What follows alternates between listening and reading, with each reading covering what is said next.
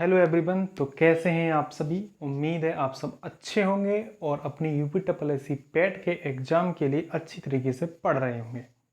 जैसा कि आप जानते हैं कि आज का थंबनेल आपने देखा है कि हम पढ़ने वाले हैं भारतीय राष्ट्रीय आंदोलन, यानी राष्ट्रीय आंदोलन जो भी हमारी स्वतंत्रता संग्राम में सहयोग किया उन्होंने, उनको हम पढ़ने वाले हैं।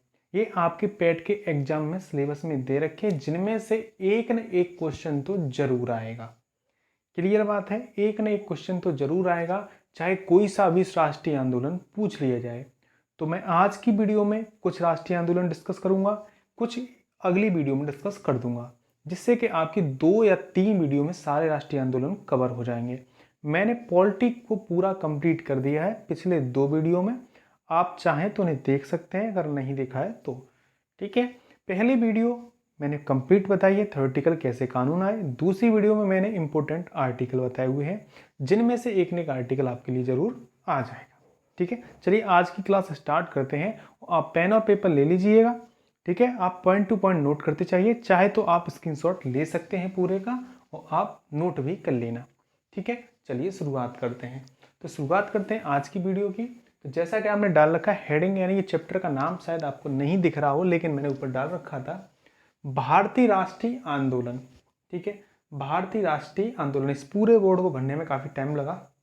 ठीक है, भारतीय राष्ट्रीय आंदोलन यानी इंडियन नेशनल मूवमेंट, यानी भारतीय राष्ट्रीय आंदोलन स्वतंत्रता संग्राम से जो लेकर के हैं उनके बारे में पढ़ेंगे। इनको हमने 3 चरणों में विभाजित किया है। प्रथम चरण जिसे हम कहते हैं नरमपंथी चरण, ठीक है, जो 1850 से लेकर 1905 तक, इसे उदारवादी भी चरण भी कहते हैं। दूसरा चरण है जिसे हम क्रांतिकारी युग कहते हैं, 1905 से 1919 तक, जिसे बम या पिस्तौल का काल भी कहते हैं और क्रांतिकारी चरण का पहला भाग भी कहते हैं। तृतीय चरण है गांधी युग, जो 1919 से 1947 तक चलता है, यानी कि वास्तविकता में 1919 में ही गांधी जी ने अपनी चरण के, जो उससे जो पहले के थे गांधी युग में, वो किसी न किसी के द्वारा किए गए थे, उनमें केवल गांधी जी ने सहयोग किया था। तो गांधी 1919 से लेकर 1947, क्रांतिकारी का दूसरा चरण 1924 से 1934, यानी क्रांतिकारी का दूसरा चरण भी इसी में आ जाता है, 1924 से 1934। कहीं 1915 लिखा हो तो कोई दिक्कत नहीं है, आप कंफ्यूज मत होइए कि गांधी जी 1915 में भारत में आते हैं, तब वो भारत में हिस्सा लेते हैं। क्लियर बात है, उम्मीद इस बात को आप समझेंगे। ठीक, बढ़ते हैं। प्रथम चरण लिखा है मैंने 1850 से लेकर 1905, यानी कि भारतीय राष्ट्रीय कांग्रेस के बारे में। ये काफी ज्यादा इंपॉर्टेंट है, आप लिखिएगा। तो हेडिंग लगा रखी है मैंने भारतीय राष्ट्रीय कांग्रेस। इसकी स्थापना एओ ह्यूम के द्वारा की गई, जो एक रिटायर्ड अंग्रेज अधिकारी थे, और उस समय भारत में गवर्नर जनरल कौन थे?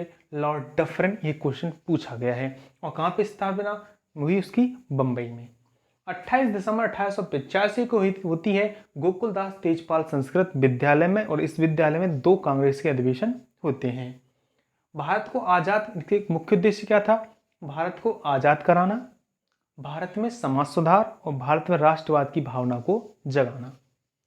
करजन ने भारतीय राष्ट्रीय कांग्रेस को क्या कहा है? देशद्रोही संस्था कहा है, जबकि बंकिम चंद्र चटर्जी ने पद के भूखे लोगों की संस्था कहा है इसे। ठीक है, आगे हम थोड़ा समझेंगे। इसका पहले नाम था भारतीय राष्ट्रीय संघ, लेकिन दादा भाई नौरोजी के कहने पर 1902 के लगभग इसका नाम कर दिया गया भारतीय राष्ट्रीय कांग्रेस। कांग्रेस का मतलब होता है समूह। 1885 से लेकर के 1947 तक कुल 56 अधिवेशन हुए कांग्रेस के, जिनमें उत्तर प्रदेश में कितने हुए? 9 अधिवेशन हुए। 3 इलाहाबाद में हुए 1888, 1892, 1910। 3 लखनऊ में हुए 1899, 1916, 1936 में। एक कानपुर में हुआ 1925 में, एक वाराणसी में 1905 में, एक होता है मेरठ में 1946 में। प्रथम अध्यक्ष इसके जो थे वो थे WC बनर्जी, यानी व्योमेश चंद्र बनर्जी जैसे बोला जाता है। प्रथम महिला अध्यक्ष थी इसकी एनी बेसेंट, जो 1917 में उन्होंने अध्यक्षता की थी। और दूसरा क्वेश्चन यहाँ लिखा है प्रथम भारतीय महिला अध्यक्ष सरोजनी नायडू, जो 1925 में हुई, जो क्या थी? भारतीय महिला थी। पहली महिला एनी बेसेंट, और क्या थे? भारतीय महिला, वो क्या हो जाएंगे? सरोजनी नायडू। और क्वेश्चन ये भी आती है प्रथम अंग्रेज तो जॉर्ज यूल थे, जिन्होंने चौथे अधिवेशन की अध्यक्षता की थी, तो 1889 की। और ये कहां पे हुआ था? इलाहाबाद में हुआ था। ठीक है, गांधी जी ने कब अध्यक्षता की? 1924 में बेलगांव अधिवेशन में की। गांव में कौन सा अधिवेशन कांग्रेस का हुआ? ऐसा कौन सा अधिवेशन जो गांव में हुआ? वो हुआ 1937 में फैजपुर अधिवेशन। यहीं पे इंपोर्टेंट नोट कर लिए, हरिपुरा अधिवेशन कब हुआ? 1938 में होता है। ठीक है। आजादी के समय अध्यक्ष कौन थे? तो जेबी कृपलानी। ठीक है। सर्वाधिक समय तक अध्यक्ष कौन रहे इसके? तो खान अब्दुल गफ्फार खान। ठीक है, 1941 से 45 तक। ठीक है, ये पूछा भी जाता है कब अधिवेशन नहीं हुआ? 1941 से 45, क्योंकि द्वितीय विश्व युद्ध उस समय चल रहा था। स्वराज की मांग कांग्रेस ने कब की? 1906 में कलकत्ता अधिवेशन में की। जबकि पूर्ण स्वराज की मांग कब की? 1929 में लाहौर अधिवेशन में की। ठीक है, इस तरह से भारतीय राष्ट्रीय कांग्रेस से जो इंपोर्टेंट था वो सारा का सारा लिखा है आपने, और ये नोट भी कर लिया। एक भी क्वेश्चन नहीं छूटेगा भारतीय राष्ट्रीय कांग्रेस से। अब क्वेश्चन कौन से बचते हैं? क्वेश्चन बचते हैं किस अधिवेशन की किसने अध्यक्षता की, तो वो अगली वीडियो हो जाएगी, वो पूरी वीडियो, जिससे उससे क्वेश्चन ज़्यादा बनने वाले भी नहीं है। ठीक है, उसमें करीब 56 होते हैं और कभी आप भूल भी सकते हैं उसको। ठीक है, आप चाहें तो उसे विकिपीडिया से पूरी PDF डाउनलोड कर लेंगे और नोट कर लेंगे। ठीक है, लेकिन जितने भी और क्वेश्चन बनने वाले थे भारतीय राष्ट्रीय कांग्रेस से, सारे के सारे नोट हो चुके हैं। अगला, भारतीय राष्ट्रीय आंदोलन का द्वितीय चरण हम पढ़ने वाले हैं, जिसका समय होता है 1905 से 1915, यानी क्रांतिकारी चरण हम जिसे कहते हैं। शुरुआत होती है इसकी 1898 1899 महाराष्ट्र से ही हो जाती है द्वितीय चरण की, और इसकी प्रमुख जगह होती हैं बम्बई, मद्रास, बम्बई, बंगाल, पंजाब और दिल्ली। ठीक है, तो महाराष्ट्र में क्या होता है? महाराष्ट्र में रेंगड़ तथा एमहर्स्ट की हत्या कर दी जाती है। रेंगड़ तथा एमहर्स्ट ये फ्लाइंग ऑफिसर होते हैं, छापे मारने वाले। हत्या की जाती है किसके द्वारा? चापेकर बंधुओं के द्वारा, बालकृष्ण चापेकर और दामोदर चापेकर। इससे महाराष्ट्र में पूरी क्रांतिकारी शोर शराबे की तरफ फैल जाती है, यानी दावानल की भांति, जैसे आग लग जाती है जंगलों में। दूसरी बंगाल में होता है मुजफ्फरपुर बम कांड, जिसमें क्या होता है? उसी समय एक ही टाइम की घटना, ये चारों, महाराष्ट्र, बंगाल, पंजाब और दिल्ली। न्यायाधीश किंग्सफोर्ड के ऊपर बम फेंका जाता है, लेकिन वो बच जाता है। लेकिन उसी समय क्या होता है? कैनेडी की पत्नी और पुत्री मारे जाते हैं। और ये किसने काम किया था? प्रफुल्ल चांकी और खुदीराम बोस ने। प्रफुल्ल चांकी खुद को गोली मार लेते हैं और खुदीराम बोस को बाद में फांसी दी जाती है। ठीक है, अलीपुर षड्यंत्र केस होता है इसी बंगाल में, जिसमें 34 लोग गिरफ्तार कर लिए जाते हैं। दिल्ली में होता है हार्डिंग बम कांड, इसे क्या कहते हैं? दिल्ली षड्यंत्र केस भी कहते हैं, या चांदनी चौक का केस भी कहते हैं। इसमें क्या हुआ कि हार्डिंग के ऊपर दिल्ली दरबार में किस समय बम फेंका गया था, लेकिन वो बच जाता है। ठीक है, उसी टाइम क्या होता है? पंजाब में लाला लाजपत राय, ठीक है, और अजीत सिंह और सूफी अम्मा प्रसाद के जब साथ क्या होता है? अलग अलग जगह कांग्रेस के वो अलग अलग जगह क्या होती है? क्रांतिकारी घटनाएं प्रारंभ हो जाती हैं पंजाब में। ये चारों घटनाएं, चारों यानी कि जगह अलग अलग घटनाएं जब प्रारंभ होती हैं, तो एक तरीके से पूरे देश में इतनी क्रांतिकारी उत्तेजना, या कह सकते हो आप क्रांतिकारी भावना जग जाती है, जिससे कि पूरे देश में क्या होता है? सभी लोग अपने देश के लिए कुछ ना कुछ करने के लिए तैयार हो जाते हैं। ठीक है, उसी टाइम पे क्या होता है? बंगाल विभाजन कर देते हैं अंग्रेज, क्योंकि वो अब भारतीयों को बांटना चाहते हैं, क्योंकि वो जानते हैं कि भारतीय रुकने वाले नहीं है। कब होता है बंगाल विभाजन? 1905 में होता है। इसकी घोषणा होती है 19 जुलाई 1905 को। कौन सा गवर्नर होता है? कर्जन। लागू होता है ये 16 अक्टूबर 1905 से होता है। समाप्त से कब कर दिया गया? दिल्ली दरबार 1911 में कर दिया गया। इसको दो भागों में बांटा गया था, पूर्वी बंगाल और पश्चिमी बंगाल। पूर्वी बंगाल में असम और बांग्लादेश आते थे, जो आज का बांग्लादेश है उसे। ठीक है, और पश्चिम बंगाल जो आता था, यानी उसमें पश्चिम बंगाल वर्तमान का, और बिहार और उड़ीसा आते थे।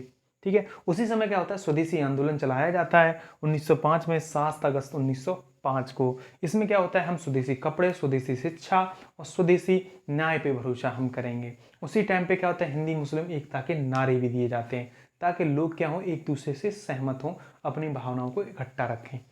ठीक है, उसी टाइम क्या होता है? मुस्लिम लीग की स्थापना होती है 1906 में, ढाका में, और कहाँ? पूर्वी बंगाल में। किसके द्वारा? आगा खां और नवाब सलीमुल्लाह खां के द्वारा होती है। कारण होता है भारत में मुस्लिमों के हितों का संरक्षण करना। इनका ये उद्देश्य नहीं था कि भारत में क्रांतिकारी घटना या को जन्म देना या क्रांतिकारियों को समर्थन देना, लेकिन इनका केवल काम था मुस्लिमों को संरक्षण देना। इसी कारण क्या होता है? 1947 में पाकिस्तान की मांग होती है और भारत के 2 टुकड़े हो जाते हैं। सूरत अधिवेशन होता है 1907 में। कांग्रेस का विभाजन होता है इसमें नरम दल और गरम दल में। नरम दल में उदारवादी लोग आते हैं, जबकि क्रांतिकारी दल के लोग किस में आते हैं? गरम दल में आते हैं। इसमें कौन कौन लोग थे? गोपाल कृष्ण गोखले हो जाते हैं नरम दल में, दादा भाई नौरोजी, फिरोज मेहता, रासबिहारी बोस, जबकि गर्म दल में लाला लाजपत राय, बाल गंगाधर तिलक, बिपिन चंद्र पाल, अरविंद घोष होते हैं। ये क्या करते हैं, क्रांतिकारी आंदोलन का विरोध करते हैं और ये क्या करते हैं, सहयोग करते हैं। दूसरा ये भी हो जाता है कि ये लोग चाहते थे गर्म दल के नेता कि गर्म दल का व्यक्ति क्या बने, हमारा कांग्रेस का अध्यक्ष बने, यानी लाला लाजपत राय बने, जबकि ये रासबिहारी बोस को सपोर्ट कर रहे थे। इसलिए क्या होता है, दो भागों में बढ़ जाती है, यानी रास्ते अलग अलग हैं लेकिन मिशन दोनों का एक ही है। उसी समय क्या होता है, हाड़े बम कांड होता है 1911 में दिल्ली में, ठीक है, जिसे हम चांदनी चौक कांड भी कहते हैं। उसमें क्या होता है, रासबिहारी बोस के द्वारा हार्डिंग के ऊपर बम फेंका जाता है जो हाथी पे सफर कर रहा होता है, लेकिन वो बच जाता है। इसके बाद रासबिहारी बोस क्या करते हैं, सिंगापुर चले जाते हैं। अगला है कामातागारू प्रकरण 1914। इसमें क्या होता है कि उनमें मालूम पड़ता है कि गदर पार्टी के कुछ लोग हैं जो क्या कर रहे हैं, कनाडा में प्रवेश कर रहे हैं, ऐसी आशंका जगाते हैं वो लोग। तो जो कहाँ से आ रहा था, दक्षिण पूर्वी एशिया से आता है। तो इसी शंका के कारण उस जहाज को क्या हो जाता है, कनाडा के वैंकूवर में प्रवेश करने से रोक दिया जाता है। ठीक है, इन सब में आपने क्या समझा, उम्मीद करता हूँ आपने अच्छे से समझा होगा, नोट भी किया होगा। काफ़ी टाइम लगता है इससे लिखने में, लेकिन समझाने में थोड़ा कम टाइम लग जाता है। लिखता मैं इसलिए हूँ क्या कि एक एक पॉइंट आपसे डिस्कस कर रहा हूँ, मैं बोलूँगा शायद ही कोई पॉइंट छूट जाए, लेकिन ऐसे कोई पॉइंट छूटेगा नहीं। उम्मीद करता हूँ आज की क्लास आपको अच्छी लगी होगी, और अच्छी लगती है तो लाइक कीजिए, चैनल को सब्सक्राइब कीजिए, अपने दोस्तों में शेयर कीजिए। Thank you so much. अगली वीडियो जो होगी क्रांतिकारी यानी गांधी युग के बारे में। ठीक है, थैंक यू सो मच।